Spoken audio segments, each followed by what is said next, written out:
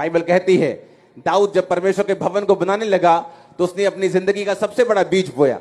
अपना सारा पर्सनल सोना उसने परमेश्वर को दे दिया। राजा के जमाने में भी ऐसा होता था।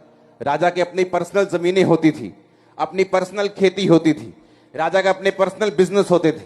एक तो वो पूरी स्टेट को, पूरे देश को चलाता था, एक उसके पर्सनल इनकम भी होती थी, तो राजा सबसे अमीर होता था। आज भी दुनिया में ऐसे राजे हैं जिनकी पर्सनल इनकम हजारों करोड़ों में है।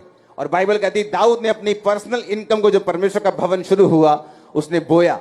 हुआ क्या, जब उसका बेटा बड़ा हुआ, जब सुलेमान राजा बना, उसने प्रभु से बुद्धि मांगी। उसमें भी बोने वाला आत्मा था, अपने पिता का वो फॉलो करता था। बाइबल कहती है जब वो परमेश्वर के भवन की ओर जा रहा था तो उसने हजारों भेड़ों को चढ़ाया।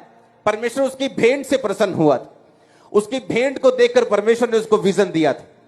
आपकी भेंट, आपका दिल का खोलना, चाहे वो पैसों के लिए हो, चाहे वो परमेश्वर के घर के लिए हो, चाहे वो सेवा में आने के लिए हो, चाहे वो खुदाबंद को टाइम देने के लिए हो, जब परमेश्वर आपके हार्ट को ओपन देखता है, वो आपको दर्शन में बात करता है, वो आपको छुटकारा देता है, वो आपको अपलिफ्ट करता है, वो आपको आगे बढ़ाता है। जो नहीं हुआ आपकी लाइफ में होता है।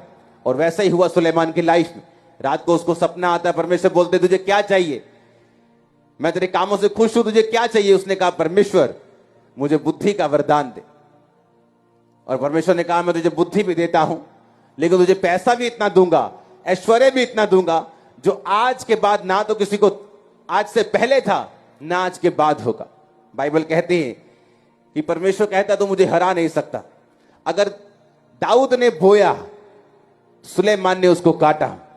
आपकी मेहनत आपके बच्चे काटेंगे, आप देखेंगे। आपके बच्चे इतने ग्रेट होंगे, आपके पूरे खानदान ने नहीं देखे होंगे। मैं आपको सच कह रहा हूं। आपका आमीन ऊंचे वाला चाहिए चर्च।